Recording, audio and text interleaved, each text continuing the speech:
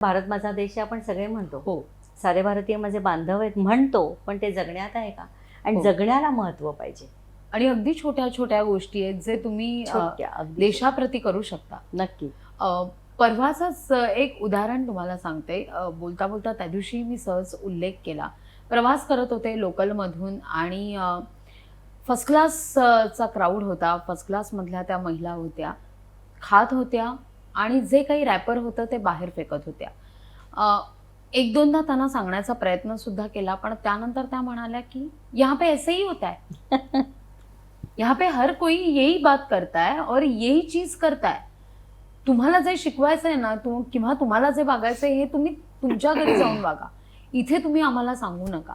पण आपण ही गोष्ट समजून घेत नाही की हा देश माझाच आहे.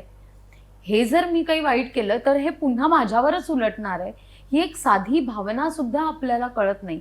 इथे प्रत्येक जण, सांगायचा मुद्दा हाच आहे की मीपणाचा जो विचार होतो तिथे आम्हीचा विचार आपण कधी करणार आहोत. आणि म्हणून तर कुठल्याही बाबतीत मला असं वाटतं की आपल्याला जो बदल अपेक्षित आहे ना, तो आधी आपण स्वतःमध्ये करावा.